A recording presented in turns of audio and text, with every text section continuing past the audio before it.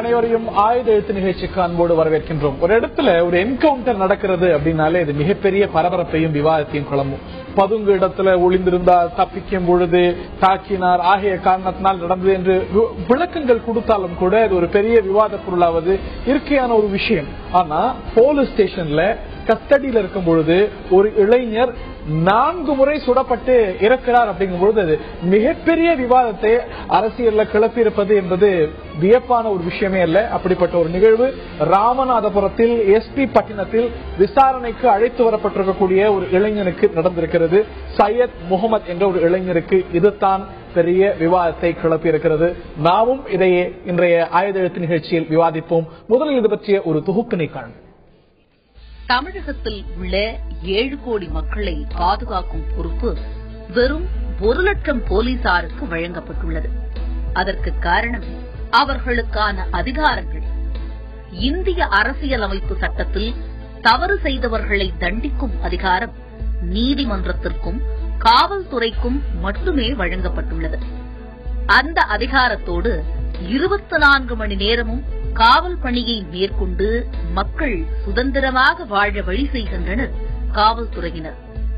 வலுவான உடல், மிடுக்கான பேச்சு, தவறுகளை தட்டி கேட்கும் அதிகாரம், துடிப்பான செயல்பாடு, இந்த அடையாளங்கள் மக்கள் மத்தியில் போலீசார் மீது பயம் கலந்த மரியாதையை ஏற்படுத்துகிறது. அந்த பயம்தான் சட்டம் ஒழுங்கை கட்டுக்குள் வைக்க காவல்துறைக்கு உதவுகிறது. இதே அதிகார மமதை சில நேரங்களில் எதிர்மறை விளைவுகளுக்கு வழிவகுத்து விடுகின்றன. அந்த வகையில் ராமநாதபுரத்தில் நேற்று நடந்த துப்பாக்கிச்சூடு சம்பவம் கடும் சர்ச்சையை ஏற்படுத்தியுள்ளது.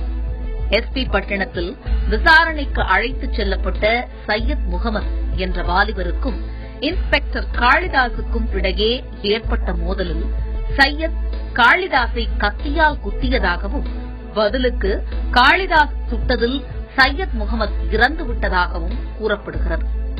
ஆனால் இது முழுக்க முழுக்க அதிகாரத்தை பயன்படுத்தி நடத்தப்பட்ட படுகொலை என்றும், காவல் நிலையத்திற்குள் நடக்கும் விசாரணையின் போது அத்தனை துணிச்சலாக இளைஞர் ஒருவர் இன்ஸ்பெக்டரை கத்தியால் குத்தினார் என்று கூறப்படும் வாதம் ஏற்புடையதாக இல்லை என்றும், போலீசார் மீது கடுமையான நடவடிக்கைகளை எடுக்க வேண்டும் என்றும் ஆதங்கம் தெரிவிக்கின்றனர் மனித உரிமை ஆர்வலர்கள்.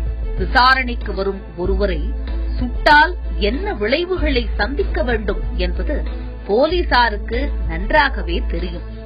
அப்படி இருந்தும் துப்பாக்கியை பிரயோகிக்கின்றார்கள் என்றால் அது அவர்களுக்கான நிர்பந்தம் என்றே பார்க்க வேண்டும். தற்காப்புக்கு கூட பயன்படுத்தக்கூடாதென்றால் காவல்துறைக்கு எதற்காக துப்பாக்கி? 632 பேரை பாதுகாக்கும் பொறுப்பு ஒரு போலீசாருக்கு வழங்கப்படுகிறது. அந்த காக்கி சட்டை மீது சமூகத்திற்கு பயம் இருந்தால்தானே இது சாத்தியம் என்கின்றனர் காவல்துறையினர். விசாரணை கைது மீது துப்பாக்கிச் சூடு எதிர்பாராததா? அதிகார மமதையா? இதுதான் இன்றைய ஆயுத எழுத்து நிகழ்ச்சியின் பிரதான கேள்வி. இந்த விவாதத்தில் நம்மிடையே பங்கேற்பவர்கள் முன்னாள் காவல்துறை கண்காணிப்பாளர் சித்தனன் அவர்கள் இந்த நிகழ்ச்சியில் நம்மிடையே இணைகிறார். அவரை நிகழ்ச்சிக்கு வரவேற்கின்றோம். ஓய்வு பெற்ற நீதியரசர் வள்ளிநாயகம் அவர்கள் நிகழ்ச்சியில் இணைகிறார். அவரை வரவேற்கின்றோம். சமூக ஆர்வலர் திரு பாடம் நாராயணன் அவர்கள் இணைகிறார். அவரை வரவேற்கின்றோம். அது மட்டுமல்லாது மூத்த வழக்கறிஞர் சுதாராமலிங்கம் அவர்களையும் நிகழ்ச்சிக்கு வரவேற்கின்றோம். நான் திரு சித்தனன் அவர்கள் சேர்ந்துதான் விவாதத்தை தொடங்கணும்னு நினைக்கிறேன். 4 ரவுண்ட், அதுவும் காவல் நிலையத்துல கஸ்டடியில வைத்து ஒரு இளைஞர் 1 இல்ல 4 முறை சுடப்படுகிறார் அப்படின்னா, காவல்துறை தண்டிக்கும் அதிகாரத்தை தன் வசம் எடுத்துக் கொள்கிறது அப்படிங்கிற வாதத்தை உறுதிப்படுத்துகிறதா? இந்த ஒரு சம்பவம் காவல்துறைக்கு இழுக்கு அப்படின்னா மறுப்பீர்களா? காவல்துறை குற்றவாளியை அல்லது விசாரணை கைதியை தண்டிக்கிற அதிகாரத்தை கையில் எடுத்துக்கொள்கிறது அப்படிங்கிற வாதம் தவறான ஒரு வாதம். இந்த குறிப்பிட்ட சம்பவத்தில் காவல்துறையில அந்த காவல் நிலையத்திலேயே வைத்து ஒரு மரணம் நிகழ்ந்தது உண்மையிலேயே வருத்தத்துக்குரியது. ஒரு முன்னாள் காவல்துறை அதிகாரி என்ற முறையில் நான் எனது வருத்தத்தை தெரிவித்துக் கொள்கிறேன். ஆழ்ந்த இரங்கலை அந்த இறந்து போன சையத் முகமது தெரிவித்துக் கொள்கிறேன். இதை எந்த காவல்துறை எந்த போலீஸ் அதிகாரியும் காவல்துறையில் ஒரு காவல் நிலையத்திலே வைத்து இப்படி ஒரு மரணம் நடக்கும் அப்படிங்கறத யாரும் விரும்ப மாட்டாங்க, யாரும் விரும்பல. பட் ஒரே ஒரு சம்பவம் காவல்துறை நடந்துச்சுன்னா அதை வச்சுட்டு காவல்துறையிலே வந்து அதிகார மமதியா, அதிகார துஷ்பிரயோகமா இப்படித்தான் பண்ணுவாங்களா அப்படின்னு சொல்றது தப்பு, ரொம்ப தப்பு. சமீபத்தில் வந்து ஒரு சமூகத்துல ஒரு வருஷத்துக்கு வந்து ஒரு 1000 கொலை நடக்கு அப்படின்னா சமூகத்தில் உள்ள அத்தனை பொதுமக்களும் கொலைகாரங்களா? ஒரு 10,000 திருடு நடக்கிற சமூகத்தில் உள்ள அத்தனை பேருமே வந்து திருடர்களா? இல்லை. அது மாதிரி ஐசோலேட்டடா இது கடந்த ஒரு 10 வருஷமா எடுத்துக்கோங்க. நீங்க காவல்துறையில காவல் நிலையத்தில் இப்படி ஒரு சமூகம் நடைபெற்று இருக்கிறாங்கன்னா இல்ல, இது ஒரு ஐசோலேட்டட் இன்சிடென்ட்.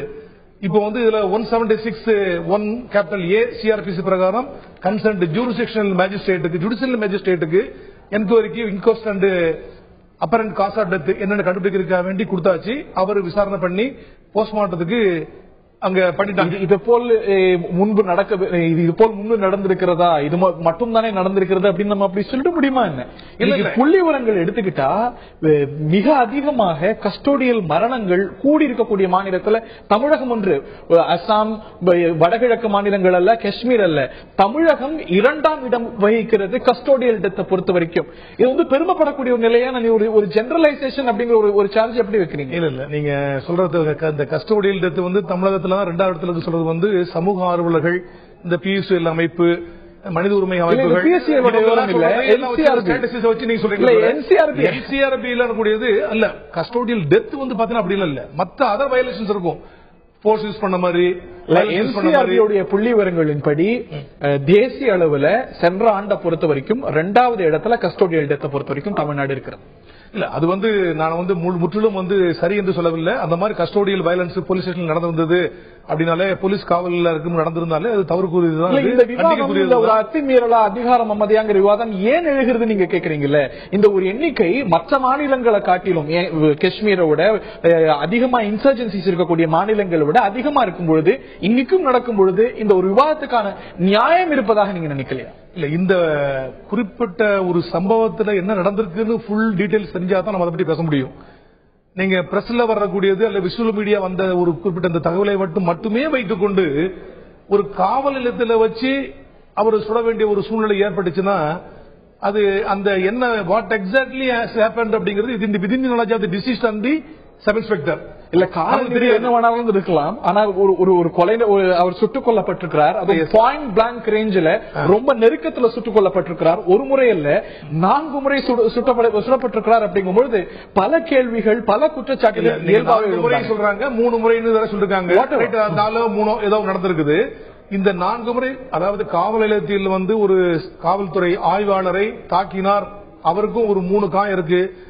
அப்படிங்கும்போது ரிட்டாலியேஷன்ல செல்ஃப் டிஃபென்ஸ்ல ரைட் ஆஃப் பிரைவேட் டிஃபென்ஸை சாதாரண பொதுமக்கள் மாதிரியே அவரும் யூஸ் பண்ணி அவர் வந்து உயிரை தக்காத்துக்காக வேண்டி ஃபயர் ஓபன் பண்ணாரு அப்படின்னா, அது 3 இடம் 4 இடம் ஃபயர் பண்ணிட்டாருன்னா அது எக்ஸஸா அல்லது சப்ஜெக்ட் டு ரெஸ்ட்ரிக்ஷன்ஸ் 99 IPCயா அப்படிங்கிறது வந்து it will be decided by the judicial magistrate. Judicial enquiry இன்னும் இருக்குது. அந்த விதத்துக்கு நம்ம போக கூடாது, சப்ஜெக்டிஸ் ஆயிரும். அது வந்து அவர் யூஸ் பண்ண போர்ஸ் எக்ஸஸ் போர்ஸா, சரியான போர்ஸா, 3 சுட்டுக்கலாமா, 4 சுட்டுக்கலாமா, எந்த சிச்சுவேஷன்ல அவ்வளவு போர்ஸ் யூஸ் பண்ணார் அப்படிங்கிறது மெஜிஸ்ட்ரேட் என்கொயரி இருக்கும் போது அந்த விவாதத்துக்குள்ள போவது சரியாக இருக்காது. நான் சுதாராமலிங்கம் அவர்கள்ட்ட நான் கேட்க இருக்கின்றேன், இது இந்த மாதிரி ஒரு ஜெனரலைஸ் நம்ம பண்ணணுமா? இன்னைக்கு வந்து நடக்கக்கூடிய குற்றங்கள்ல பாத்தீங்கன்னா இப்போ அதீதமாக இந்த மாதிரி லாக்அப் டெத்தும் என்கவுண்டர்ஸும் தினமும் நடக்கிறது இல்லை. இங்கொன்றுமா அங்கொன்றுமா வெவ்வேறு காரணங்களுக்காக நடக்கிறது. இப்பொழுது சமீபத்தில் ஒரு சம்பவம் நடந்திருக்கிறது.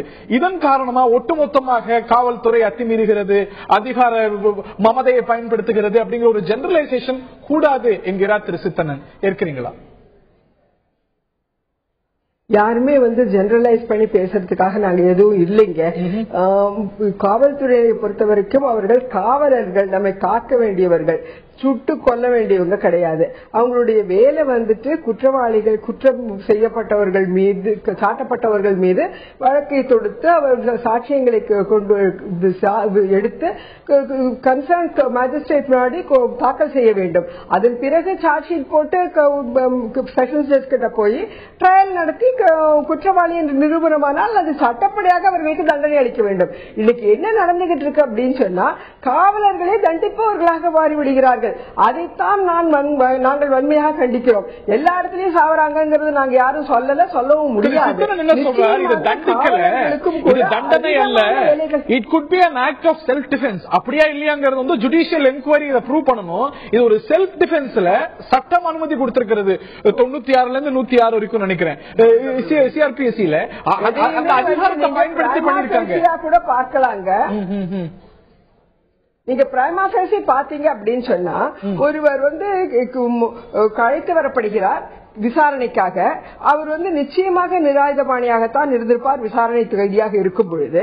அவர் வந்து இவரை குத்த போனாருன்றாங்க. சரி, அவருக்கு முன்னாடி கத்தி இருந்தது, அது அப்படியே இன்னசென்ட் அவங்க வச்சிருந்தாங்க, அப்படி அவர் எடுத்து குத்த போனாருன்னா கூட அவர் மேல பலப்பிரயோகங்கிறது ஈக்குவலா தான் உபயோகப்படுத்தணுங்கிற சட்டம் சொல்லுது. அப்ப இந்த ஈக்குவலான பல பிரயோகங்கிறது அவருக்கு சுட்டிருந்தா கூட காலையோ கையிலயோ மாத்திரம் சுட்டிருக்கலாம். ஒரு வாட்டி கையில சுட்டிருந்தாலே அவர் கையில இருக்கக்கூடிய ஆயுதம் கீழே விழுந்திருக்கும். அதுக்கப்புறம் திருப்பி சொல்லணும். இது வந்து கேட்கறதுக்கே ரம்யமாக இல்ல. நிச்சயமாக இது வந்து க்ளோஸா ஒரு க்ளோஸ் ரேஞ்சில் ஒருத்தர் வந்து 4 வாட்டியோ 3 வாட்டியோ சுட்டார் அப்படின்னு சொன்னா நிராதரபாணியாக தான் இருப்பார் அவர். நிச்சயமாக முதல் சூட்லயே அவர் எல்லாத்தையும் கீழே போட்டுட்டு இருப்பாரு. அதுக்கப்புறம் திருப்பி சொல்லணும். நீங்க பாருங்களேன், சாதாரணமாக ஓடிக்கொண்டிருப்பவர்களே கிரவுட் டிஸ்பர்ஸ்மெண்ட் போய் அடிக்கிறதுங்கிறது சகஜமாக ஆகிவிட்டது இந்த ஊர்ல. சோ காவலர்கள் என்றாலே நம் மக்களை வந்து எதிரிகளாக பார்ப்பதும் அவர்களை எப்படி ஒடுக்குவோம் என்பதைத்தான் அவங்க பார்த்துக்கிட்டு இருக்காங்களே ஒழிய இவர்களை காக்க வேண்டும், இவர்களை சட்டத்தின் முன் கொண்டு வந்து நிறுத்த வேண்டும், சட்டப்படியாக இவர்களுக்கு தண்டனை வாங்கி கொடுக்க வேண்டும் என்ற ஒரு மனப்போக்கே இல்லாமல் போய் கொண்டிருக்கிறது. அதைத்தான் நாங்க கண்டிச்சிட்டு இருக்கோம். எல்லா இடத்துலயும் எல்லாரையும் கொண்டுட்டு இருக்காங்க, நாங்க யாரும் சொல்லல. இது நிச்சயமாக அதிகார துஷ்பிரயோகம் அப்படிங்கிறது உங்களுடைய பார்வை. இன்னொரு வாரத்தையும் வைத்தானத்தான் திரு வள்ளிநாயகம் அவர்கள்ட்ட நான் எடுத்துட்டு போறேன். காவல்துறை தண்டிக்கும் அதிகாரத்தை தன்வசம் எடுத்துக் கொள்கிறது. அதனது விளைவுதான் இந்த மாதிரி என்கவுண்டர்ஸ், கஸ்டோடியல் டெத். இப்ப இதுல பிரைமா ஃபேசி பாருங்க, இப்ப அவர் வந்து ஆயுதத்தையே பயன்படுத்தி இருந்தாலும் கூட ஒரு காலுக்கு கீழே சுட்டிருக்கலாம், 4 முறை சுடுற அவசியம் இல்லை. ஆக இதெல்லாம் காவல்துறை தண்டிக்கும் அதிகாரத்தை தன்வசம் வைத்துக் கொள்கிறது, எடுத்துக் கொள்கிறதுங்கிறதா காட்டுது அப்படிங்கிறது மனித உரிமை ஆர்வலர்களுடைய பார்வை. ஏற்கிறீங்களோ? அதாவது முதல்ல பிரிசம்ப்ஷன் என்பதை நீங்கள் உணர கொள்ள வேண்டும். இப்ப நீங்க வந்து எனக்கு தெரியும், if I presume you are a lady, I can prove you are a lady, but I cannot presume that. Yes. நீங்க கொஞ்சம் பின்னைக்கு போங்க. தண்டித்தார்ங்கிறதுக்கு இல்ல, ஏன்னா தண்டிக்கிறதா யாரும் சொல்லவும் இல்லை. என்ன நடந்திருக்குன்னு கேட்டீங்கன்னா, as per the news available on the paper, incident என்ன நடந்திருக்குது, ஒரு மெக்கானிக் ஷாப்ல போய் இவர் மெக்கானிக் கொடுக்க போயிருக்காரு, அங்கேயே சண்டை வந்திருக்கு, 2 பேர் அடிச்சிருக்காங்க. அப்போ அங்கேயே feelings ran high because of certain things. உடனே information given to the SP concerned. SP உடனே telephones to the police station, go and see what happens. இவங்க போலீஸ் ஸ்டேஷன் கூட்டு போறாங்க. முதல்ல they are put in the custody. Not you can't even use the word custody because they are not already allegations made against them. They are invited for inquiry. If you use the word custody, that means they are already done the offense. Now inquiry நடக்குது. முதல்ல இது போயிட்டாங்க. அப்புறம் after SI comes, he calls them to his table enquiry பண்ணும்போது வார்த்தை தடிச்சிருக்குது. அப்போ according to the information or according to one side story that this man began to make a knife and picked him and a hip, காயம் பட்டிருக்கு அப்படிங்கிறாரு. அப்பா என்ன பண்ணிருக்காரு, அவர் சுட்டிருக்காரு. முதல் நீங்க நல்லா சொன்னீங்க, கால சுட்ட பரவாயில்ல. எனக்கு ரூல் எப்படின்னா, முதல்ல even if a man is running away, you should shoot him on the leg. Now rightly you point out the shot was made only in the leg. Then அது கசாமசா வரும்போது இவரால் என்ன பண்ண முடியும்? Suppose you are so near to me, போதீங்க அங்க தள்ளிக்க, I can escape. Suppose I am near சித்தன், suppose he comes to me, I got naturally defend myself, otherwise you kill me.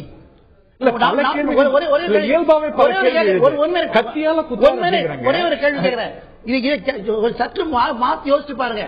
இதே கத்தியால சப் இன்ஸ்பெக்டர் செத்து இருந்தால் மற்றவங்க என்ன சொல்வீங்க சார்? நீங்க ப்ளீஸ் திங்க் அபௌட் இட். இதே இன்சிடென்ட் இல்ல, please listen to me. Yes. See, you as a judge you see both sides. Correct. நீங்க ஒரு சைடு பாக்குறீங்க, சப் இன்ஸ்பெக்டர் சுட்டார் அப்படின்ட்டு. இதே நிலைமை இல்லாமல் இவன் கத்தியை கொண்டு சபைந்து குத்து, யாரும் கிளீன் ஷீட் கொடுக்கல. இருங்க ஒரு நிமிஷம், அதுதான் கேக்குறேன். அதர் சைடுமே கூட நடப்பது போலீஸ் நிலையத்துல.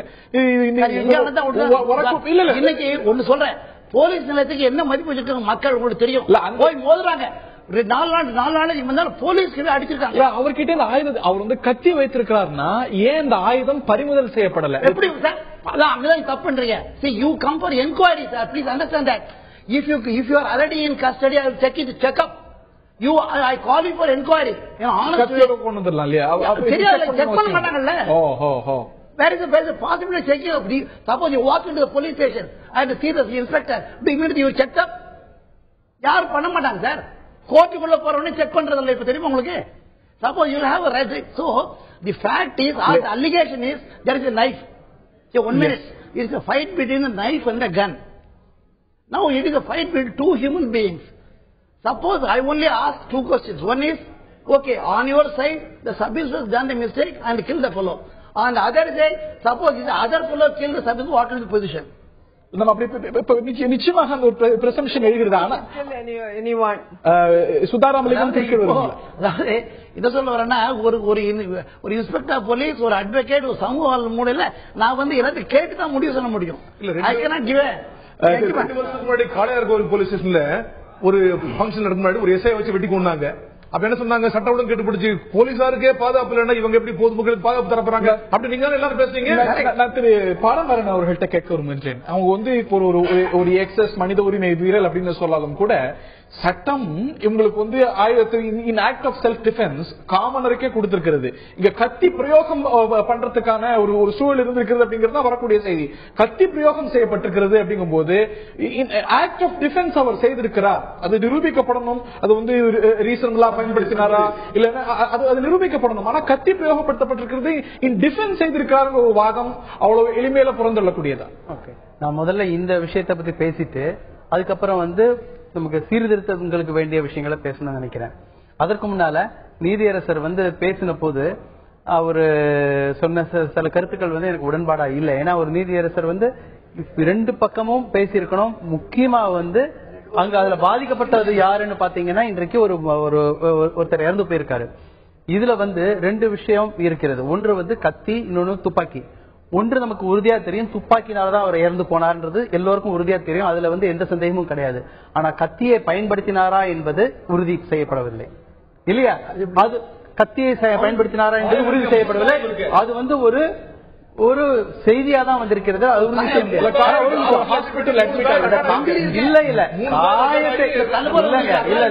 எத்தனையோ இதுல பாக்கலாம். காயம் வந்து எந்த மாதிரியான காயம் அதெல்லாம் நமக்கு தெரியாது.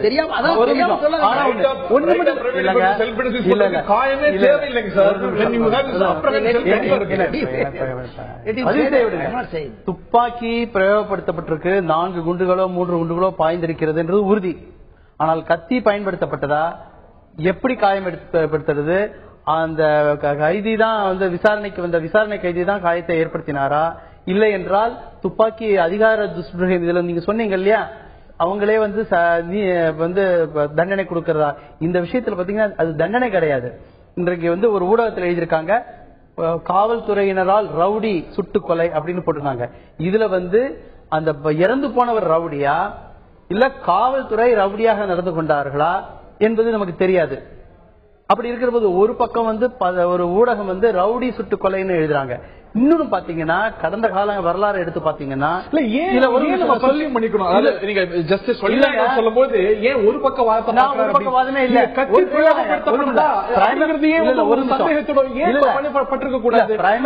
எவிடன்ஸ் நம்ம பாக்குற போது துப்பாக்கி குண்டு பாய்ந்து இறந்து போயிருக்காரு தெரியுது. ஆனா கத்தியை பயன்படுத்தினாங்களான்றது விசாரணைக்கு தான் தெரியும். ஒரு காயம் எப்படி ஏற்படும் இல்ல, காயம் எப்படி ஏற்படும் விசாரணைக்கு அப்புறம் தான் தெரியும் என்ன மாதிரியான காயம் என்று. நான் வந்து எத்தனையோ சினிமால காமிச்சிருக்காங்க. நீங்க வந்து குண்டு பண்ணிருக்காரா இல்லையாங்கிறது அது விசாரணைக்கு அப்புறம் தான் தெரியும். ஆனா குண்டா அடிபட்டு செத்து போனார்ன்றது தெரியும். கத்தி அவர் ஏற்படுத்தினாரா காயம்ன்றது நமக்கு தெரியாது. அது விசாரணைக்கு அப்புறம் தான் தெரியும். அதனால நம்ம வந்து கத்தியை பயன்படுத்தினார்னு நம்ம சொல்ல முடியாது. அது வந்து செய்தி தான், அது ஒரு செய்தி தான். ஒண்ணு.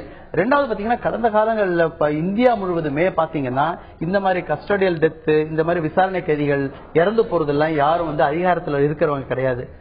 பெரும்பாலும் வந்து பாத்தீங்கன்னா தலித் மக்கள், பழங்குடியின மக்கள், ஒண்ணுக்கும் இல்லாதவன், சிறுபான்மையினர் இந்த விஷயத்திலும் பாத்தீங்கன்னா ஒரு சிறுபான்மை சமூகத்தை சேர்ந்தவங்க. நான் அது ஒரு மத ரீதியா கொண்டு போக விரும்பல.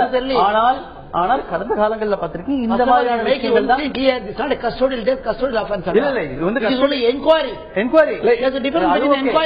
காவல்துறையுடைய கட்டுப்பாடு இல்ல. He can walk in, walk out. இல்லங்க. Please understand the law and the point. You know, if you don't, you are asking. Custody நான் என்ன சொல்ல வரேன்னா, ஒரு நீதிமன்ற விசாரணைக்கோ இல்ல காவல் விசாரணைக்கோ எடுத்து இறந்து போனவங்களையும் எடுத்து போகலாம். சரி, இல்ல மாதிரி எதேச்சியா உள்ளுக்குள்ள கொண்டு வந்து விசாரணை. இப்ப ஒண்ணும் இல்ல, போன மாசம் ஒரு சிபிஐ என்கொயரிக்கு உயர் நீதிமன்றம் இது காவல் நிலையத்துல காவல்துறை இருக்கும்பொழுது ஆயுதங்கள் மத்தியில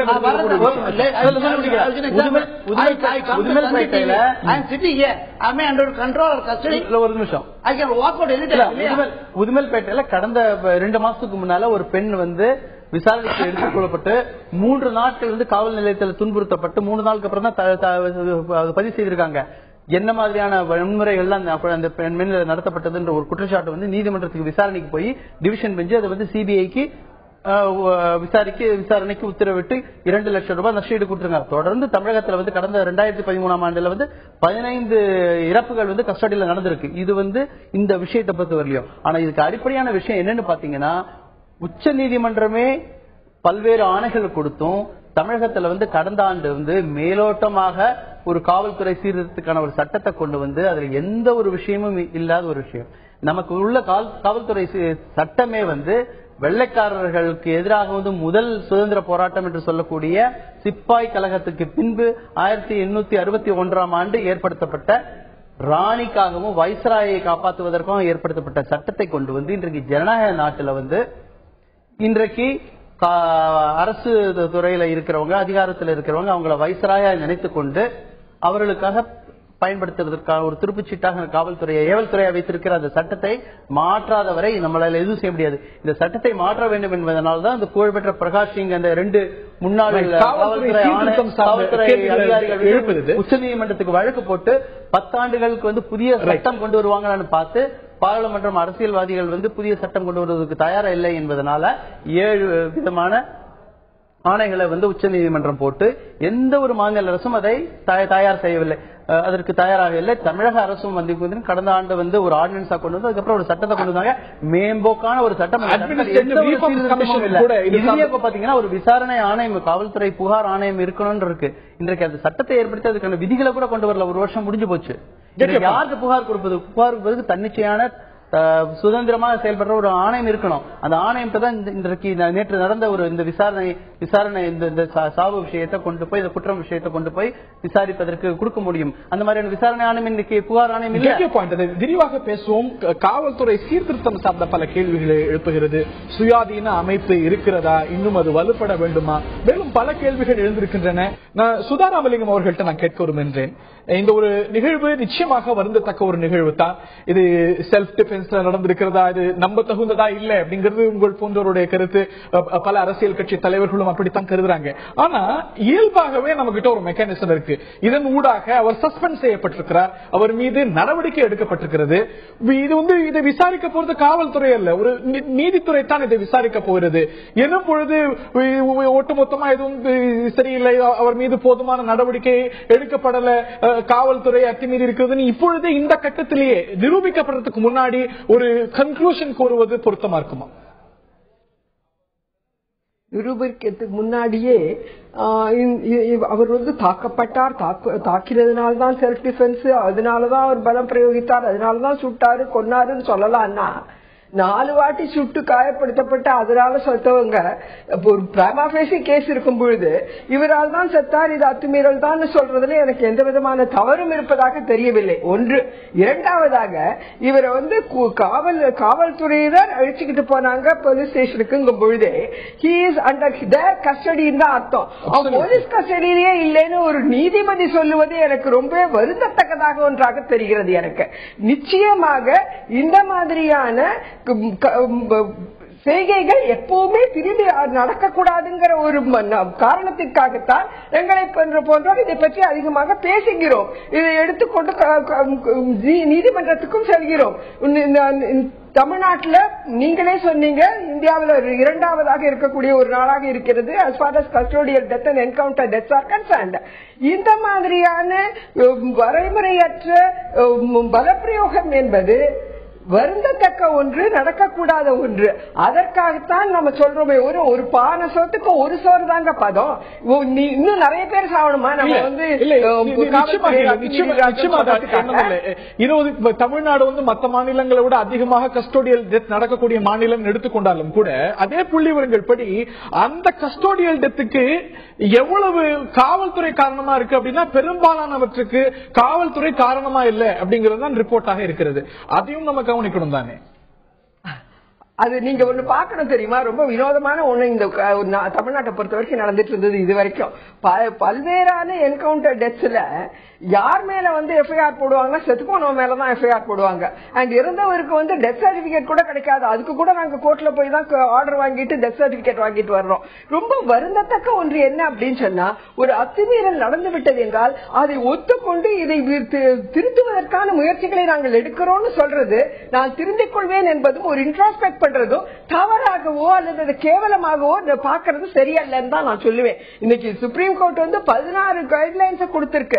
அதுல இன்னொன்னு என்ன அப்படின்னு சொன்னா, இந்த மாதிரியாக ஒரு இது இல்ல, மற்றபடியான என்கவுண்டர் டெத்ஸுக்காக வேண்டி அவுட் ஆஃப் டவுன் ப்ரமோஷன்ஸ் அவங்களுக்கு பல்விதமான மெடல்ஸ் கொடுக்கறது கூட தவறுன்னு சொல்லப்பட்டிருக்கிறது. சோ நீங்க ஒவ்வொரு இடத்திலையும் தவறு நேர்ந்து விட்டால் யார் செஞ்சிருந்தாலும் சரி, நெற்றிக்கண் திறப்பினும் குற்றம் குற்றமே அப்படிங்கறத அதே புள்ளிவிவரங்கள் படி பார்த்தா நம்முடன் சேர்ந்து கொண்டு எங்களை மாதிரியான ஆர்வலர்களும் சேர்ந்து கொண்டு உண்மையை நாம் அறிவோம், உண்மையை செய்வோம், நேர்மையாக நடந்து கொள்வோம், தவறு ஏற்பட்டிருந்தால் அவர்கள் மேல் நடவடிக்கை எடுப்போம் என்று நமக்கு ஒரு நம்பிக்கை தன்மையுடன் நடந்து கொண்டால் சந்தோஷமாகத்தானே இருக்கும். உண்மையை நாங்க பறக்கல, வேலை செய்ய நிச்சயமா இல்ல மேடம். உண்மை வெளியில வரணும் அப்படிங்கிறீங்க. உண்மையை கண்டுபிடிக்கிறதுக்கு தெரிய மெக்கானிசம். இதுக்கு பிறகு ஜுடிஷியரி தான் கையில் எடுத்துக்கிட்டு மேஜிஸ்ட்ரேட் தான் பார்க்கிறாரு. அவர் தான் இதுல வந்து காவல்துறையுடைய எக்ஸஸ் இருக்கிறதா, மனித உரிமை மீறல் நடந்திருக்கிறதா, கொல்லப்பட்டிருக்கிறாரா, செல்ஃப் டிஃபென்ஸ்ல சுட்டிருக்கிறாரா, இதெல்லாம் பார்க்கிறாரு. இதன் அடிப்படையில் வந்திருக்கக்கூடிய ரிப்போர்ட்ல நீங்க தான் புள்ளிவிவரங்களின் அடிப்படையில் தமிழ்நாடு மிக அதிகமாக கஸ்டோடியல் டெத் நடக்கக்கூடிய மாநிலமா இருக்குன்னு சொல்றீங்க. அதே புள்ளிவிவரங்களின் அடிப்படையில் தான் நீதிபதி அதே புள்ளிவிவரங்களின் அடிப்படையில் நீதிமன்றத்தின் முன்னால் என்னதெல்லாம் எடுத்து செல்கிறார்கள் என்பது கூட ஒன்று நாம் பார்க்க வேண்டிய ஒன்றாக இருக்கிறது. There is a sort of a camouflage effort. நீங்க பாத்தீங்க அப்படின்னு சொன்னா நிறைய நேரங்கள்ல அந்த இடத்தை விடுகிறார்கள். இதெல்லாம் இல்லாமல் இருக்கணுங்கிறதுக்காக தான் இன்னைக்கு சுப்ரீம் கோர்ட் வந்து இந்த 16 கைட்லைன்ஸ் சொல்லி இருக்கிறது. அந்த கைட்லைன்லயே அந்த இடத்தை எப்படி பாதுகாக்க வேண்டும் என்பதெல்லாம் கூறப்பட்டிருக்கிறது. இதெல்லாம் நடக்காமல் திருப்பி திருப்பி ரிப்பீட்டடான இந்த கைட்லைன்ஸ் வேண்டி வந்து கொண்டிருக்கிறது. கைட்லைன்ஸ் கொடுத்த பிறகு இதெல்லாம் பின்பற்றப்பட்டிருக்கிறதா இல்லையாங்கிற அடிப்படையில இறுதி முடிவெடுத்து இதை செய்திருக்கிறது காவல்துறையா இல்ல இது மனித உரிமை மீறல் இல்லாம ஒரு செல்ஃப் டிஃபென்ஸா என்பதை முடிவெடுத்து இது ஒரு புள்ளிவிவரங்களின் அடிப்படையில் காவல்துறை பெரும்பாலானவற்றுக்கு காரணம் அல்ல அப்படின்னு ரிப்போர்ட் கொடுப்பது காவல்துறை அல்ல, ஜுடிஷியரி, நீதித்துறை. அது ஏற்புடையதாக இல்லையா உங்களுக்கு? இந்த சம்பவத்தை பொறுத்த வரைக்கும் அவங்க முன்னாடி கொண்டு செல்லப்பட்ட சாட்சியங்களும் தடயங்களுமே கூட சரியானவைகளாக இருந்திருந்தால் அந்த மாதிரியான முடிவு வந்திருக்காது. இப்ப நீங்க நிறைய நேரங்கள்ல அக்விட்டல்ங்கிறது அக்யூஸ் வந்து தவறு செய்யவில்லை என்கிற காரணத்தினால இல்ல, சரியாக சாட்சியங்கள் கொடுக்காத ப்ராசிக்யூஷனால, ஃபெயிலியர் ஆஃப் த ப்ராசிக்யூஷனாலதான் டிஃபென்ஸ் வந்துட்டு ஜெயிச்சுக்கிட்டு வருதே ஒழிய அக்யூஸ்டுடைய குற்றம் அற்ற தன்மையினால் அல்லங்கிறது தான் நாங்க பாத்துக்கிட்டு இருக்கோம். போதுமான ஆதாரங்களின் இன்மைதான் காரணம், அதை தாண்டி வல்னரபிள் ஆட்களா இருக்காங்க அப்படிங்கிற இன்னொரு வாதம் இருக்கு. அவங்களால அந்த ஒரு கேஸ் எந்த அளவுக்கு பர்சியூ பண்ண முடியும், இந்த மாதிரி ஒரு வாதங்கள்லாம் இருக்கிறது. இந்த ஒரு கேஸுக்கே வருவோம். 4 முறை சுடப்பட்டிருக்கிறார். அதுவும் அவர் வந்து இது ஒரு கஸ்டோடியல் டெத் இல்லை என்று சொன்னாலும் கூட முழுக்க முழுக்க காவல்துறையுடைய கட்டுப்பாட்டின் கீழ் அவர் இருந்திருக்கிறார். நீங்களே குறிப்பிட்டு சொன்னீங்க இல்ல, காவல்துறையுடைய கட்டுப்பாட்டுல அவர் இருந்திருக்கிறார். எப்பொழுது கத்தியை பயன்படுத்த கட்டுப்பாடுனா என்ன கஸ்டடி தான்? அதுதான் எடுத்துட்டு போறேன்.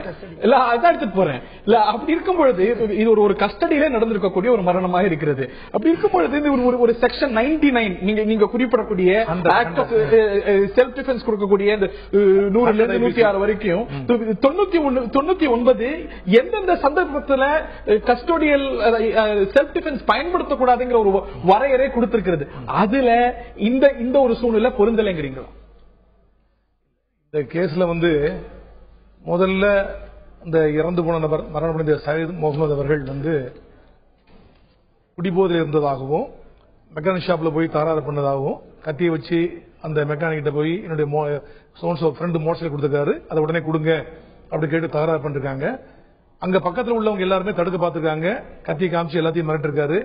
இந்த மெக்கானிக் ஏன் மோட்டர் சைக்கிள் தரமாட்டேன்னு சொல்லி இவர் வெட்ட போய் கத்தி பயன்படுத்தப்பட்டிருக்கிறதா? ஒரு கைதிய வெப்பனோட கொண்டு வருமா? அங்க நடந்த சம்பவம் நடந்திருக்கு, எல்லாம் நடந்திருக்குது. அந்த ரிப்போர்ட் கொடுத்திருக்காங்க.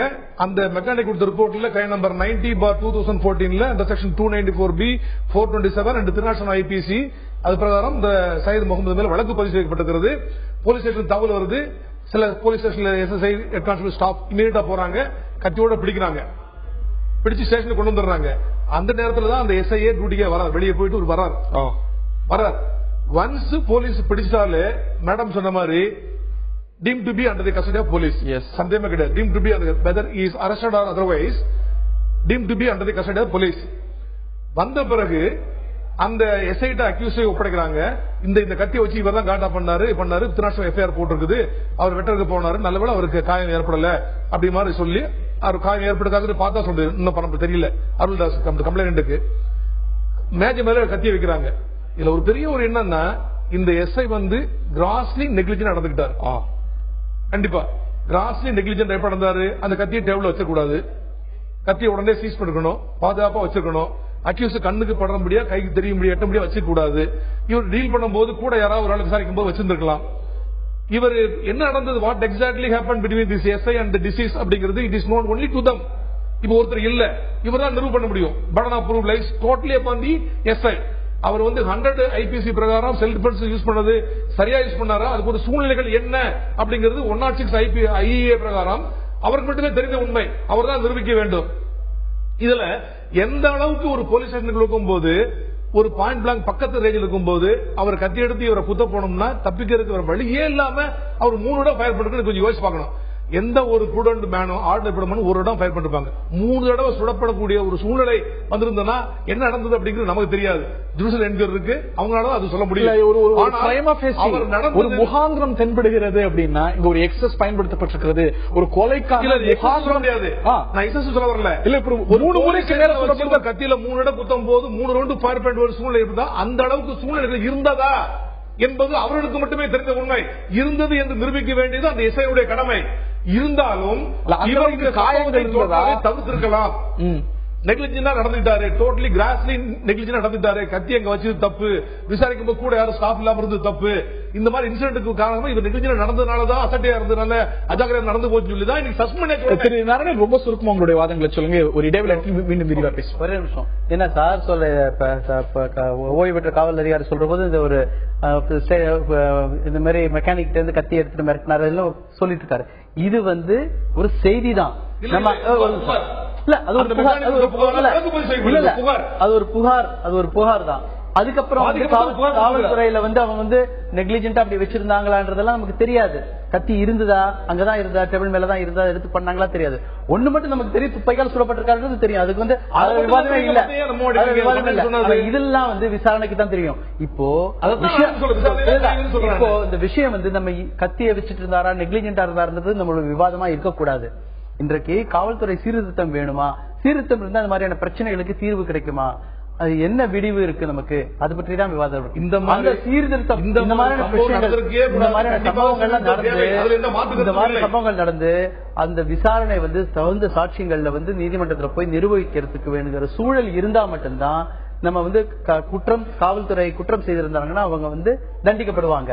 நீங்க சொன்னீங்கல்ல, கடந்த காலத்துல காவல்துறை மேல குற்றம் இல்ல, இது மாதிரி கஸ்டடியல் டெத் நடந்தா கூட காவல்துறை காரணம் இல்லைன்ற மாதிரி வர்றதுக்கு காரணமே ஏற்கனவே வழக்கறிஞர் சுதா ராமலிங்கம் சொன்ன மாதிரி சாட்சியங்கள் எல்லாம் கொண்டு அரசு வழக்கறிஞர் வாதாடி தண்டனை வாங்கி கொடுத்தா தானே முடியும். அப்படி வாதாடலாம் முடியாது.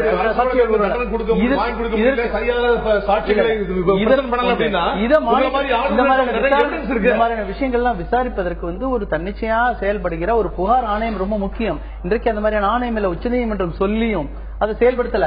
அதற்கான சட்டத்தை கொண்டு வரும்போது சட்டத்தை வழவழன்னு கொண்டு வந்துட்டாங்க. காவல் தமிழக அரசு உச்சநீதிமன்றம் அழுத்தம் கொடுத்ததுனால ஒரு சட்டத்தை ஒரு பேப்பர்ல கொண்டு வந்திருக்காங்க. சட்டத்துல பாத்தீங்கன்னா தன்னிச்சையா புகார் கொடுப்பதற்கோ அதை விசாரிப்பதற்கான ஆணை ஒரு சுயாதீன அமைப்பு வேணும் அப்படிங்கறது உச்சநீதிமன்றமே வலியுறுத்தி இருக்கிறது. உச்சநீதிமன்றம் மட்டுமல்ல, அட்மினிஸ்ட்ரேட்டிவ் ரிஃபார்ம்ஸ் கமிஷன் அதுவும் கூட இதைத்தானே கூறுகிறது.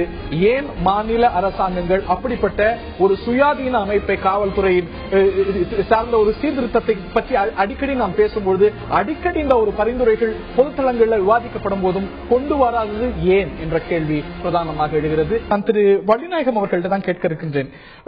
மனித உரிமை ஆர்வலர்கள் எல்லாம் தொடர்ந்து எழுப்பக்கூடிய ஒரு கேள்வி, நடந்திருப்பது ஒரு கொலை, துப்பாக்கி பயன்படுத்தப்பட்டிருக்கிறது,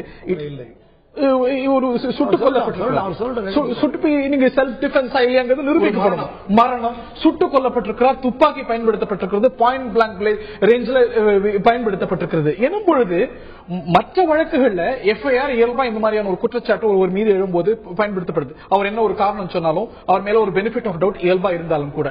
ஆனா காவல்துறை செய்யும் பொழுது முகாந்திரங்கள் சுதாராமலிங்கம் சொல்வது போல இருக்கக்கூடிய ஒரு சூழ்நிலையில ஏன் அவர் மீது எஃப்ஐஆர் போடல, துறை ரீதியா ஒரு சஸ்பென்ஷன் மட்டும் செய்யப்படுது? அதாவது நம்முடைய குற்றவியல் துறையில ஒரு ப்ரொசீஜர் இருக்குது. You cannot just follow any procedure you want. First of all, I want to make it clarify, கஸ்டடிங்கிற வார்த்தை if you use it legally it has got different connotation. Custody லூஸா யூஸ் பண்ணீங்கன்னு சொன்னா சுதாராமலிங்கம் சொல்ற மாதிரி சரி, சார் சொல்ல இருக்கலாம். ஆனால் கஸ்டடின்னு வார்த்தை லீகலா யூஸ் பண்ண சொன்னா you should be under the real police custody.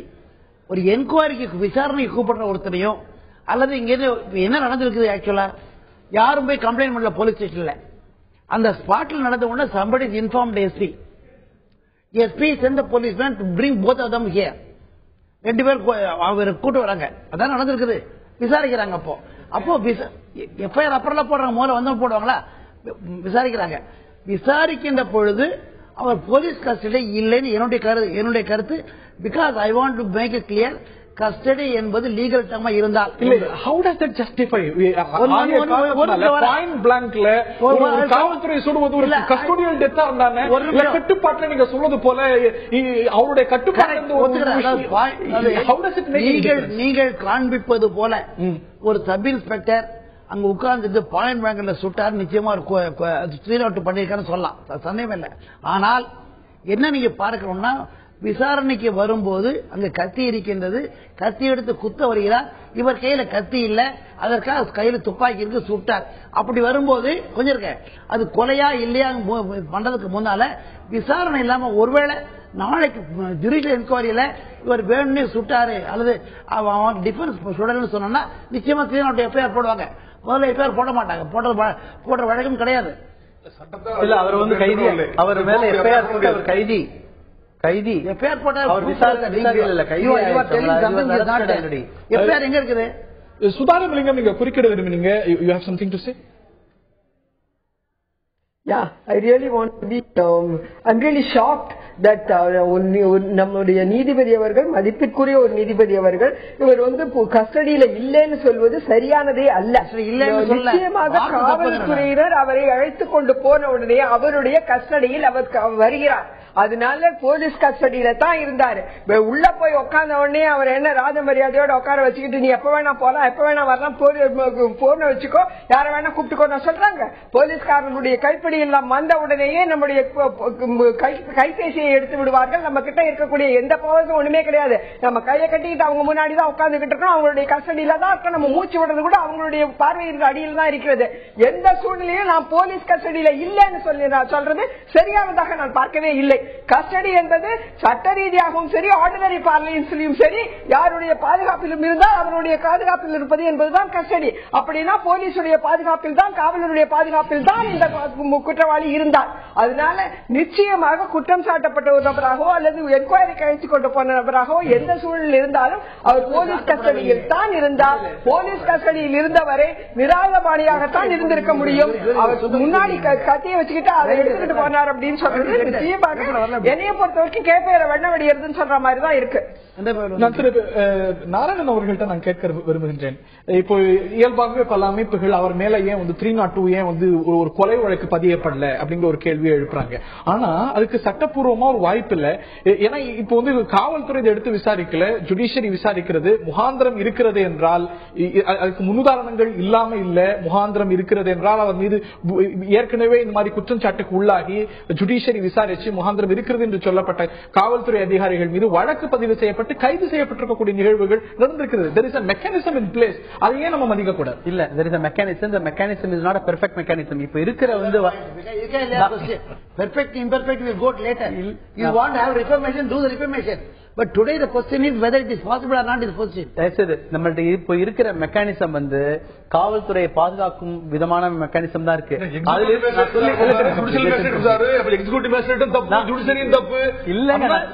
நிறைய ஆதாரங்கள் இருந்தா நீங்க பிரைவேட் கேஸ் போட்டு நீங்க நிறைய கண்டிஷன் வாங்கலாமே. நீங்க எல்லாம் போய் கேஸ் சொல்றீங்க, கொலை சொல்றீங்க, எவிடன்ஸ்க்கு போய் தான் கரெக்டா ஆணித்தரமா சொல்றீங்க. நீங்க ஏன் பிரைவேட் கேஸ் ஆணித்தரமா சொல்லல? நான் சீர்திருத்தம் பத்தி தான் பேசிட்டு இருக்கேன். என்ன பேச சீர்திருத்தம் வரது ரைட். இன்றைக்கு வரை இருக்கிற மெக்கானிசம் எப்பவுமே காவல்துறையை பாதுகாக்கும் மெக்கானிசமா தான் இருக்கிறது.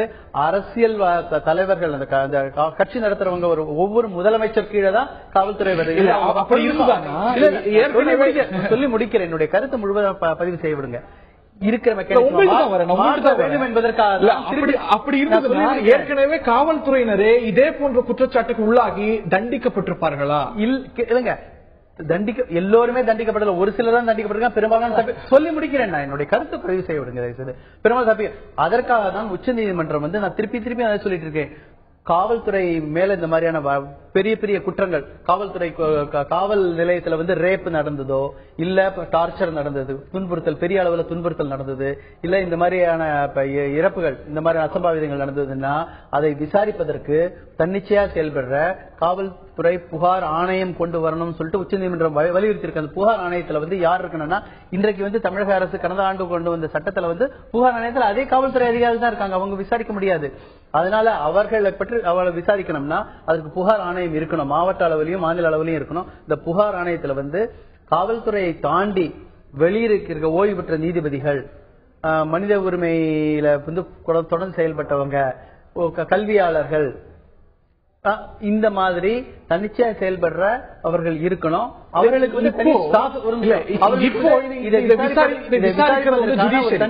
காவல்துறை இல்ல, இப்ப இருக்கக்கூடிய மெக்கானிசம் ஏன் தவறு ஜுடிஷியரி தான் சொல்லியிருக்காங்க. இந்த மாதிரி இருக்கிறது பல ஆண்டுகள் அதே ஜுடிஷியரி விசாரிக்கும் போது நீங்க தவறு, இந்த ஒரு எஸ்ஐ தவறு செஞ்சிருக்காரா இல்லையா, இது ஒரு ஆக்ட் ஆஃப் செல்ஃப் டிஃபென்ஸா இல்ல கொலையா அப்படின்னு பாக்குறது ஒரு காவல்துறை அதிகாரி இல்ல, என்ன ஒரு மேஜிஸ்ட்ரேட். சொல்லி முடிக்கிறேன்.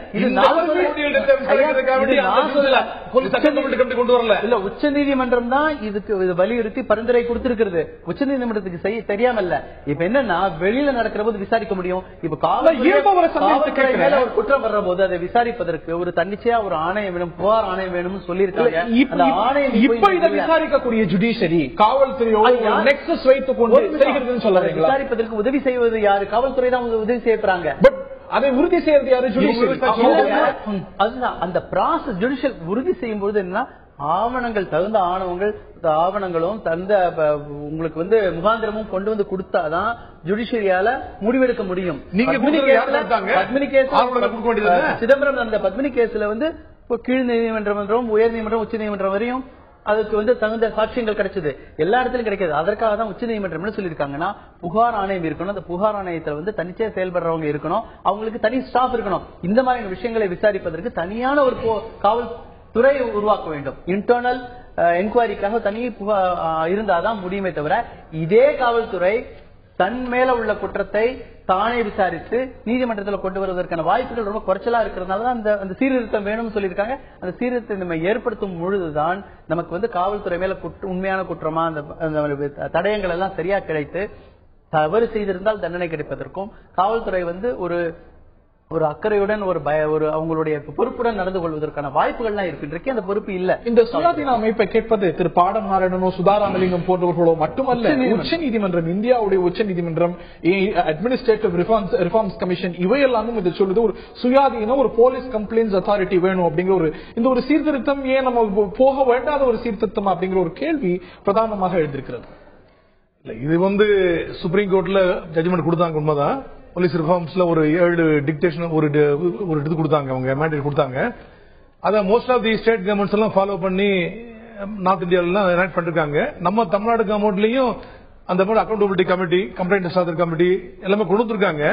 அதுல ஒரு சில நண்பர் சொன்ன மாதிரி சில மெம்பர் பப்ளிக்ல கூடிய சமூக ஆர்வலர்கள், சில கல்வியாளர்கள் இருக்க வேண்டும் அப்படிங்கிறது இல்லாம அது பதில் Tamil Nadu service commission chairman, minority commission chairman, women's commission chairman, backward class commission chairman, DGP, home secretary, minister, opposition leader அந்த மாதிரி போட்டிருக்காங்க. அதுல எந்த மெம்பர்னா இந்த மாதிரி மனித ஆர்வலர்கள், மனித உரிமை ஆர்வலர்கள் சேர்க்கல. அது கொள்கை ரீதியான முடிவெடுப்பதற்காக அது சிலர் போட்டிருக்காங்க, அது விஷயமா இன்ஃபார்ம் பண்ணிருக்காங்க, அது டிஸ்பியூட் வரல. அதெல்லாம் விட்டுருணுமா?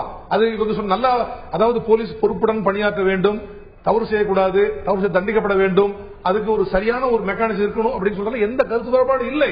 இப்ப கூட தமிழ்நாடு காவல்துறை இன்னைக்கு என்ன பண்ணாங்க? இன்னைக்கு அந்த எஸ்ஐ சப்போர்ட் பண்ணாங்களா? பிரமா பேசி தெரிஞ்ச உடனே இவ்வளவு நெக்லிஜென்ட் ஆக்ட் பண்ணி இந்த இன்சிடென்ட் அவாய்ட் பண்ணி காவல்துறையும் காவல்துறையை சேர்ந்தவங்களும் முன்னாள் காவல்துறை அதிகாரிகளும் இதுக்கு ஒரு ஜீரோ டாலரன்ஸ் காட்டினா ஒரு பிரச்சனையே இருக்காது. இல்ல என்கவுண்டர் நடந்தா என்ன சூழ்நிலையில நடந்திருக்கணும் பார்க்கணும், இப்படியும் நடந்திருக்கலாம் அப்படியும் நடந்திருக்கலாம் அப்படின்னு ஒரு ஜீரோ டாலரன்ஸ் இல்லாதனாலதான் இன்னைக்கு இந்த ஒரு பிகர்ஸ் ஆனது கஸ்டோடியல் டெத்தோ என்கவுண்டர்ஸோ இதோட எண்ணிக்கை அதிகமா இருக்கு. கஸ்டோடியல் டெத் 90% அதிகரித்திருக்கிறது. ஒரு கஸ்டோடியல் டெத் என்பது நடக்கக்கூடாத விஷயம் என்பது அரசாங்கத்துடைய பார்வை. காவல்துறை முதலமைச்சர் சென்ற காவல்துறை மாநாட்டில் கூட முதலமைச்சராக இருந்த ஜெயலலிதா கஸ்டோடியல் டெத் இருக்கக்கூடாது அப்படின்னு ஒரு நிலை அப்படி இல்லாத பொழுது எண்ணிக்கை கூடும் பொழுது மேட்டர் ஆஃப் ஜீரோ டாலரன்ஸ் ஒரு காவல்துறை அதிகாரி மீது ஒரு குற்றச்சாட்டு இருக்கிறதா, அவர் துறையிலிருந்து நீக்கப்படுகிறார்கள், அவர் கைது செய்யப்படுகிறார் அப்படிங்கிற ஒரு கடுமையான ஒரு மெக்கானிசம் இருந்தா இந்த ஒரு பிரச்சனை இருக்குமா? இல்ல நீங்க சொல்ற ஜீரோ டாலரன்ஸ் சொன்னீங்க. எந்த டிபார்ட்மெண்ட்டை விட போலீஸ் டிபார்ட்மெண்ட்ல ஒரு அதிகாரிகளுக்கும் அல்லது காவலர்களுக்கு மட்டும்தான் எருவு மாட்டை விட கடினமான ஒரு தோல் இருக்கு.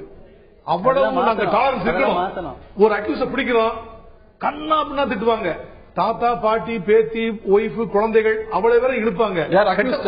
இப்ப காவல்துறை இருக்கிறது இல்லையா? காவல்துறை இதை குற்றச்சாட்டு காவல்துறை அது யாராவது பண்ணிக்கலாம். எல்லாருமே கேளுங்க, அதை கேளுங்க. என்னுடைய பர்சனல் அனுபவம் உண்டு எனக்கு. ஆனால் அதெல்லாம் நாங்க கண்டுக்கவே மாட்டோம். ஏன்னா போலீஸுங்கிற அமைப்பை திட்டுறாங்க, அந்த பர்டிகுலர் இண்டிவிஜுவல் திட்டல அப்படிங்கிறது எங்களுக்கு தெரியும். நாங்க ரிஃபார்ம் பண்ணி ரிஃபார்ம்ல இருக்கிறதுனால இதெல்லாம் பெருசுபடுத்த கூடாது அப்படின்னு சொல்லி ரொம்ப டாலரன்ஸா போய் அவ்வளவு குடிச்சிட்டு திட்டுறவன் அடுத்த நாள் காலையில சார் தெரியாம சொல்லிட்டு சார் மன்னிச்சுவாங்க, குடிபோல் இருந்து சார் அப்படி சொல்லலாம் செய்வாங்க. சோ அதுக்கு நிறைய ட்ரைனிங் கொடுக்கணும். போலீஸ்ல எப்படி டாலரன்ஸ் இருக்கணும், எந்த மாதிரி ஒரு வெப்பனை யூஸ் பண்ணா எப்பதான் யூஸ் பண்ணணும், வெப்பனை எப்பதான் எடுக்கணும், எவ்வளவு பொறுமையா இருக்கணும், பேஷன்ஸா இருக்கணும், அப்படிங்கிற சட்டப்பூர்வமா எப்படி நடக்கணும், எதெல்லாம் அத்துமீறல் அப்படிங்கிறதுக்கு நிறைய சென்சிட்டிவ்னஸ் கொண்டு வந்துட்டே இருக்கணும். ஒரு அதீதமான ஒரு ஸ்ட்ரெஸ்ல காவல்துறையினர் இருக்கிறார்களா? காவல்துறை சார்ந்த ஒரு சீர்திருத்தம் சார்ந்து ஒரு சில மக்களுக்கு ஒரு சில காவல்துறையினர் அதாவது போலீஸ் பீப்புள் ரேஷியோ என்று சொல்வார்கள், அதை என்ஹான்ஸ் பண்ண வேண்டிய ஒரு சூழ்நிலை இருக்கிறதா? ஒரு ஸ்ட்ரெஸ்ட் போர்ஸாக காவல்துறையினர் இருக்கிறார்களா? போதுமான ட்ரெயினிங் இல்லையா? பல கேள்விகள் பிரதானமாக எழுந்திருக்கின்றன. நான் திரு வள்ளிநாயகம் அவர்கள்ட்ட நான் கேட்க இருக்கின்றேன். இதற்கு ஒரு மெக்கானிசம் இருக்கு, ஆனாலும் கூட எண்ணிக்கையில பார்த்தா குறையல. தமிழ்நாட்டிலே கூட 90% புள்ளிவரங்களின் அடிப்படையில அதிகரித்திருக்கிறது. இதை தாண்டி திரு நாராயணன் முதல் பகுதியில் சொன்னது போல சமூக ரீதியாக இல்ல பொருளாதார ரீதியாக ஒரு விளிம்பு நிலையில் இருக்கக்கூடிய ஒரு அப்பாவி ஒரு சாதாரண மக்கள் மீது இந்த ஒரு எக்ஸசஸ் அதிகமாக இருக்கிறது அப்படிங்கிற ஒரு குற்றச்சாட்டு இருக்கிறது. அது அவ்வளவு எளிமையா புறம் தள்ளக்கூடிய ஒரு விஷயமா? அது நிச்சயமா பொறுத்துக்க முடியாது. ஆனா அதே சமயத்துல போலீஸ் ஸ்டேஷன் அட்டாக் பண்ணிருக்காங்க, எத்தனை ஸ்டாட்டிஸ்டிக்ஸ் இருக்கு. போலீஸ் உள்ள கைதிகளை இவங்க போய் போலீஸ் அடிச்சு கைதிகளை விடுவிச்சிருக்காங்க. அப்ப அதுக்குள்ள எங்க கட்டுப்பாடு ஏற்பட்டிருக்குது? கைதிகளை விட சமூக விரோதிகளை விட காவல்துறைக்கும் அதிகாரத்தில் இருக்கிறவங்களுக்கும் பொறுப்பின்மையும் அக்கௌண்டபிலிட்டியும் கவனமும் அதிகம் இருக்கணும். ஆனா இப்போ நான் இதே இன்னொரு கேள்வி வைக்கிறேன். இப்ப எல்லா போலீஸ் ஸ்டேஷன்லயும் ஒரு சிசிடிவி கேமரா வைக்கணும்னு ரூல் இருக்குது. ஆர்டர் ஆல்சோ நீங்க பின்பற்றி இருந்தால் தெரியல நமக்கு. we do not know whether the camera has been there or not. ஒன்று. இரண்டாவது என்ன சொல்ல வரேன்னா, இருக்குமே ஆனால் அந்த ஒரு ரிஃபார்ம்ஸ் வந்து செயல்பாட்டில் இருக்குமே ஆனால் தமிழ்நாடு முழுக்க இருக்க சிசிடிவி கேமராஸ் பொருத்தப்பட்டிருக்கிறதா இல்ல இருந்திருந்தாங்க பிரச்சனை. ஏன் அந்த சீர்திருத்தத்தை நோக்கி நாம் போவதில்லை? ஏன் போவதில்லைன்னு கேட்க வேண்டிய கேள்வி எக்ஸிகியூட்டிவ் கேட்க வேண்டிய கேள்வி. Judiciary can only pass orders. சொல்ல முடியும்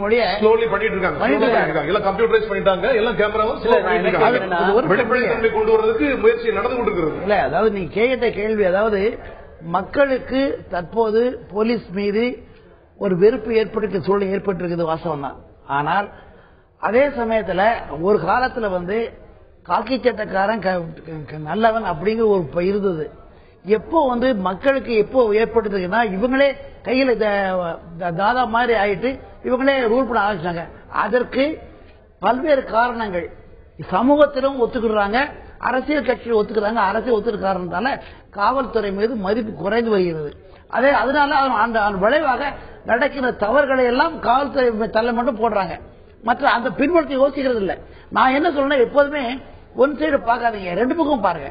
அதான் நான் எந்த வேலை தான். As a judge, I have to see both the sides. I can't come to decision by hearing you alone. ஆக இரண்டையும் சேர்த்து முடிவுக்கு வாங்க. அவசரப்பட்ட முடிவுக்கு வந்து நீதான் குற்றவாளி சொல்லணும்னா இதுல ஒரு நிமிஷம் வேலை. காவல்துறையில் ஆயிரம் நல்ல விஷயங்கள் செய்வாங்க, நல்ல விஷயங்கள் எதுவுமே பாராட்டப்படுவதில்லை. ஒரே ஒரு தப்பு போனா யாருமே ஜெனரலைஸ் பண்ணல. அரசாங்கமே கூட, அரசாங்கத்துடைய காவல்துறையுடைய லட்சியமே கூட இந்த மாதிரி கஸ்டோடியல் டெத்ஸே நடக்கக்கூடாது, அதை நோக்கி ஒரு சூழலை உருவாக்கணும். அரசாங்கம் ஒன்று ரெண்டு நடக்கும் பொழுது நிச்சயமாக அதுவும் உங்களை பொறுத்த வரைக்கும் இது வந்து ஒரு சாதாரண ஒரு மியர் ஸ்டாட்டிஸ்டிக்ஸா இருக்கலாம், ஒரு துறை ரீதியா ஒரு மியர் ஸ்டாட்டிஸ்டிக்ஸா இருக்கலாம். ஆனா ஒரு டியர் லவ்ட் ஒன்ஸ்க்கு ஒரு ஸ்டாட்டிஸ்டிக்ஸ் இல்ல. தன்னுடைய உயிர், தன்னுடைய உறவு, தன்னுடைய இந்த ஒரு கேஸ்லயே பார்க்கும்போது சுடப்பட்ட ஒரு இளைஞர் அப்பா இல்லாதவர், அம்மா மாற்றுத்திறனாளி, அப்படி இருக்கும்போது அந்த சூழலாம் நிச்சயமாக பார்க்க வேண்டிய விஷயம். நீங்க அதே மாதிரி இன்னொன்னு பாருங்க, ஸ்டாட்டிஸ்டிக்ஸ் பாருங்க.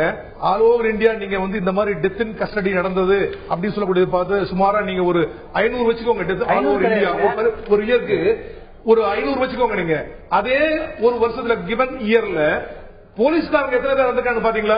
2000 பேர், 3000 பேர். அதுக்கு என்ன சொல்றீங்க நீங்க? இல்ல நிச்சயமா அவங்க டிஆர் இல்லையாமா? யாருக்குமே எந்த போலீஸ்காரங்களுக்கும் எந்த காவல்துறை அதிகாரிக்கும் ஒரு அக்யூஸ கொல்லணும் நோக்கமே கிடையாது, ஒரு உயிரை பறிக்க நோக்கமே கிடையாது. அதுக்கு சட்டத்திலேயும் அதிகாரம் கொடுக்கப்படவில்லை. எப்போ கைது செய்யும் பொழுது செல்ஃப் டிஃபென்ஸ் ஆக்ட் பண்ணும் போது தவிர்க்க முடியாத பட்சத்தில் சடனா அந்த ஸ்பாட் ஆஃப் தி மொமெண்ட் நடக்கூடியதுதான் இந்த மாதிரி விஷயங்களை தவிர இதுக்காண்டி பிளான் பண்ணி போய் யாரும் பண்றதே இல்லை. கொலை செய்தி பண்றதே இல்லை. இறுதி பார்வையை நான் கேட்க இருக்கின்றேன். இப்ப அதிகமா எழுப்பி இருக்கக்கூடிய கேள்வி, நம்ம எந்த சீர்திருத்தத்தை நோக்கி போகணும்? இன்னைக்கு வந்து ஒரு அண்டர் ஸ்டாஃப்டா இருக்காங்க, ஓவர் பர்டன்டா இருக்காங்க, லோ பேடா இருக்காங்க. ஆக ஒரு வகையான ஒரு ஃப்ரஸ்ட்ரேஷன் அவங்களுக்கு இருக்கிறது. அந்த ஒரு ஃப்ரஸ்ட்ரேஷன் இந்த மாதிரியான ஒரு அலெஜட் எக்ஸசஸ் வரும்போது வெளிப்படுகிறது. ஆக நம்ம முக்கியமா கவனம் செலுத்த வேண்டியது ஒரு சீர்திருத்தத்தின் மேல என்றால் நீங்கள் மறுப்பீர்களா?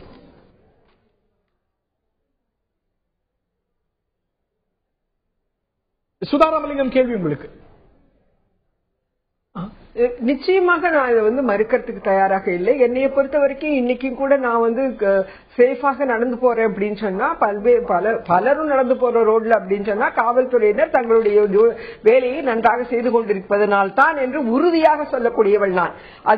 அதே நேரத்தில் காவல்துறையினருக்கு அதிகமான வேலைகள் கொடுக்கப்பட்டிருக்கிறது, குறைவான சம்பளம் கொடுக்கிறார்கள். அவர்களுடைய எமோஷன்ஸை வந்து வெளியில கொண்டு வருவதற்கான ஒரு வடிகால் இல்லாத ஒரு துறையாக அது இருக்கிறது என்பதெல்லாம் நியாயமான ஒன்று கூற்றுக்கள் தான். அதற்கு மேல நம்ம பார்க்க வேண்டியது என்ன அப்படின்னு சொன்னா, காவல்துறையினர் வந்துட்டு police should be a service not a force. அவங்க வந்து இன்னைக்கு வரைக்கும் என்ன நடந்துகிட்டு இருக்கு அப்படின்னு சொன்னா, அந்த பிரிட்டிஷர்ஸ் கிட்ட இருந்து வந்த அந்த ஆதிக்கத்தன்மையை அவருடைய மனதிலிருந்து எடுத்து விடாமல் ஒரு மக்களை எதிரிகளாக பார்த்து கொண்டு அரசியல்வாதிகளை வந்து அவர்களுடைய பாசஸாக பார்த்துக்கிட்டு என்ன பண்றாங்க அப்படின்னு சொன்னா, நமக்கு எதிராக அவர்கள் நடந்து காவல்துறை ஒட்டுமொத்தமாக அப்படி நடந்து கொள்கிறது. இந்த கேஸ்ல என்ன ஆச்சு அப்படிங்கறத பார்க்கணும். ஆனா இதன் அடிப்படையில் இதன் ஊடாக ஒரு 20 கஸ்டடியில் நடந்திருக்கு அப்படின்னா ஒட்டுமொத்த காவல்துறையும் இல்ல ஒட்டுமொத்தமா விசாரிக்கக்கூடிய ஒவ்வொரு அதிகாரியும் இப்படித்தான் அப்படிங்கிற ஒரு போர்ஸ், ஒரு ஆதிக்க மனப்பான்மை அப்படிங்கிற ஒரு ஜெனரலைசேஷன் ஒரு பொதுமைப்படுத்துறோமோ நம்ம? நிச்சயமாக பொதுமைப்படுத்தவில்லை. அதனாலதான் சொல்றேன் நான், ஒட்டுமொத்தமாக போலீஸ்காரர்கள் ஓரளவுக்கு நன்றாக இருப்பதனால்தான் இன்றைய வரைக்கும் நம்ம எல்லாருமே சேஃபா நடமாடிக்கிட்டு இருக்கோம். ஆனா டெபினட்டாக அவர்கள் இன்னும் கூட சர்வீஸாக நடந்து கொள்ள வேண்டும், போர்ஸாக இல்லை என்பதை அவர்கள் மனதுக்குள் கொண்டு செல்ல வேண்டும் என்பதுதான் என்னுடைய கோரிக்கையாக இருக்கிறது. திரு நாராயணன், இப்போ 2000 இருந்து 10 ஆண்டுகள் உள்ள புள்ளி விவரங்கள் பாத்தீங்கன்னா சராசரி 15,000 பேர் கிட்டத்தட்ட காவல்துறையுடைய பாதுகாப்புல இருக்கிற போது இறந்து போயிருக்காங்க. சராசரியாக இந்தியாவில் வந்து தினசரி 4 பேர் வந்து காவல்துறை கட்டுப்பாட்டுல இறந்து போறாங்க. கஸ்டடியல் டெத் நடக்குது, இது புள்ளி விவரம் சொல்லிருது. ஆனால் இந்த சூழ்நிலையை மாற்ற வேண்டும். ஒன்று வந்து தமிழகத்திலும் சரி இந்தியாவிலும் சரி இன்றைக்கு சமூகத்துல வந்து அமைதி குறைந்து கொண்டு வருகிறது, பல்வேறு பிரச்சனைகள் இருக்கிறது. உலமயமாக்க சந்தை பொருளாதாரத்தில் இன்றைக்கு ஈடுபட்டு இருக்காங்க, எல்லோருக்கும் பேராசை வந்திருக்கிறது, வன்முறைகள் நடந்து கொண்டிருக்கு, இதெல்லாம் தெரியும். அந்த அமைதியை கொண்டு வருவதற்கு தான் காவல்துறை இருக்கிறது என்பதும் தெரியும். ஆனால் காவல்துறையுடைய சூழல் இன்றைக்கு வந்து மோசமான ஒரு சூழல். ஒரு ஆர்வமிக்க இளைஞர் காவல்துறைக்கு பணிக்கு போகும் பொழுது நம் நாட்டுக்காக சேவை செய்கிறேன் என்றுதான் போகின்றார். அங்க போனதுக்கு அப்புறம் அது சூழ்நிலை கைதியாக அந்த காவல்துறையில இருக்கிறவங்க கீழ்மட்டத்திலிருந்து மேல்நட்டம் வரையும் ஒரு மோசமான சூழல் தான் இருக்கிறது. இந்த சூழலை மாற்ற வேண்டும். இன்றைக்கு இருக்கு அங்க வந்து கார்பன் டை ஆக்சைடு மாதிரியான ஒரு நச்சு காற்று தான் இன்னைக்கு அவங்களுக்கு ஒரு குடும்பத்திலேயே அவங்களுக்கும் இருக்கிறது. அதை எடுத்துட்டு அவங்களுக்கு ஆக்சிஜன் கொடுக்கணும். காவல்துறைக்கு வந்து பல விஷயங்கள் சீர்திருத்தம் கொண்டு வர வேண்டி இருக்கிறது. அவர்களுக்கு வந்து ஒரு உதாரணப்படுத்துற மாதிரி இல்ல. அங்க பாத்தீங்கன்னா காவல்துறையில இன்றைக்கு வரையும் நமக்கு தெரியும் காவல்துறையில வந்து விசாரணைனா எப்படி நடக்கும். ஏன்னா விசாரணைக்கான நவீனமயமாக்கலோ அல்ல அவங்களுக்கான பயிற்சியோ கிடையாது. அதனால அவங்க 3rd டிகிரி மெத்தட் தான், அடித்துதான் உண்மையை வரவழைக்க வேண்டும் என்பது ஒரு எழுதாத ஒரு விஷயமா இருக்கிறது. அதற்கு சமூக அங்கீகாரமே இருக்கிறது. என்கவுண்டர் எடுத்ததுனாலும் பரவாயில்ல, காவல்துறை வந்து என்கவுண்டர் செய்தாங்கன்ற ஒரு கைத்தட்டுறதுக்கு ஒரு மனநிலை சமூகத்தில் இருக்கிறது. அதே மாதிரி நம்ம சாதாரண பள்ளிக்கூடத்துல என்ன சொல்றோம், அடி உதவுற மாதிரி அண்ணன் உதவ மாட்டாங்க ஒரு பழமொழி சொல்லுவாங்க. பள்ளிக்கூடத்துல வந்து பிள்ளைங்களை அடிச்சாதான் அவங்களுக்கு படிப்பு சொல்லிக் கொடுக்க முடியுன்றதும் சமூக ஒரு பொது புத்தியா இருக்கிறது. அதே மாதிரி குற்றம் நடக்கிற போது குற்றவாளிகளை அடக்கி வைப்பதற்கு அவங்களை அடித்துதான் உண்மையை வரவைக்க வேண்டும்ன்ற மாதிரி இருக்கிற போது இந்த புலன் விசாரணை என்பது உங்களுக்கு வந்து அறிவியல் பூர்வமாக கொண்டு வருவதற்கு பதில் பயமுறுத்தியோ கொடுமைப்படுத்தியோ கொண்டு வர வேண்டும் என்பதுதான் பொதுவாக. முக்கியமான ஒரே ஒரு விஷயத்தை வந்து பதிவு செய்யறேன். ஏன்னா சிசிடிவி கேமராவை பத்தி பேசுறோம். ஒரு ஏடிஎம்ல வந்து இது கொள்ளை நடக்கிற போதோ இல்ல ஏதாவது வணிக வளாகத்துல நடக்கிற போதோ காவல்துறை போய் நோட்டீஸ் கொடுக்கறாங்க, மைக்கில் அனௌன்ஸ் பண்றாங்க, எல்லாம் செய்யறாங்க. எல்லாரும் வந்து சிசிடிவி கேமரா வைங்க. தமிழகத்துல 1500 இருந்து 1600 காவல் நிலையங்கள் தான் இருக்குதா சொல்றாங்க. வேணும்னா ஒரே நாள்ல பண்ண முடியும். நம்ம தேர்தல் ஆணையம் வந்து தேர்தல் நடத்துற போது எல்லா இடத்துலயும் வந்து சிசிடிவி கேமரா வைத்து அதுக்கு வந்து ஒரு வெப் கனெக்ஷன் கொடுத்து பண்ணினாங்கன்னா இந்த மாதிரி விவாதமே நடக்காத. உண்மை என்னன்னு தெரியும். ஏன் செய்ய மறுக்கிறார்கள்? சிசிடிவி கேமரா ஏன் செய்ய மறுக்கிறார்கள்? பயன்படுத்தப்பட்டதா, எவ்வளவு ஃபோர்ஸ் பயன்படுத்தப்பட்டது, ஏன் செய்ய மாட்டேங்கிறாங்க? ஏன் செய்ய மாட்டேங்கிறாங்க? நீங்க ஒரு நிமிஷம் இந்த மாதிரியான ரொம்ப குறைவா இருக்கு, மன்னிக்கணும்.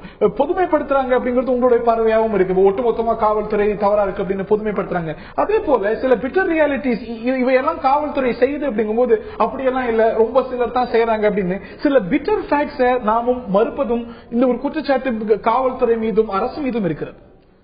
நீங்க சொல்றது வந்து ஒரு டிரான்ஸ்பரன்சி இருக்கணும், ப்ரூஃப் பக்காவா இருக்கணும், அத்துமீறல் வந்து வெளியே காண்பிக்கப்படும் அப்படின்னு ஒரு பயம் இருந்தாலே பண்ண மாட்டாங்க அப்படிங்கிறதுக்கு நீங்க சொல்றீங்க. பக்கா எல்லாத்துக்கும் வெப் கேமரா வைக்கலாம் அப்படி சொல்றீங்க. ஒரு போலீஸ் ஸ்டேஷன்ல 10 ரூம் இருக்கும், 10 கேமரா. கேள்வி அத்துமீறல் நடக்குதுன்னா அப்படிலாம் இல்ல, யாரோ ஒரு சிலர் பண்ணலாம், பெரும்பான்மையா இல்ல. போலீஸ் டிபார்ட்மெண்ட் அதை மறுக்கவே இல்லை, அதை வேண்டாம்னு சொல்லவே இல்லை, இது வரைக்கும் வைக்கவே இல்லை. பட் மாடர்னைசேஷன் ஆஃப் போலீஸ் போர்ஸ்ல சென்ட்ரல் ஃபண்ட் எல்லாம் வருது. இப்போ டோட்டலா கம்ப்யூட்டரைஸ் பண்ணி எல்லாமே நெட்வொர்க்கிங் பண்ணி கேமரா வைக்கிறதுக்கு எல்லா வேலையும் நடந்துட்டு இருக்கிறது. நம்ம ரிசோர்ஸ் அவ்வளவுதான் வர முடியும். கிராஜுவேட் மேபி 1 or 2 இயர்ஸ்ல 1 இயர்க்குள்ள மேக்ஸிமம் எல்லாம் வர சான்ஸ் இருக்குது. எல்லாம் பண்ணிட்டாங்க, ஆல்மோஸ்ட் கம்ப்யூட்டர்ஸ் பண்ணியாச்சு. இப்ப கேமரா வைக்கிறாங்க, அதுவும் வந்துடும், கண்டிப்பா வந்துடும். நிச்சயமா பல சீர்திருத்தங்கள் சார்ந்த பல கேள்விகளும் எழுப்பி இருக்கிறது. நேர்கள்ட்டையும் கேட்டிருந்தோம். ஒரு விசாரணை கைதி சுட்டு கொலையானது எப்படி நீங்க பார்க்கிறீங்க? உங்களுடைய பார்வையில இது எப்படி என்று மக்களிடம் கேட்டிருந்தோம். மக்கள் கருத்து என்ன பார்க்கலாம்.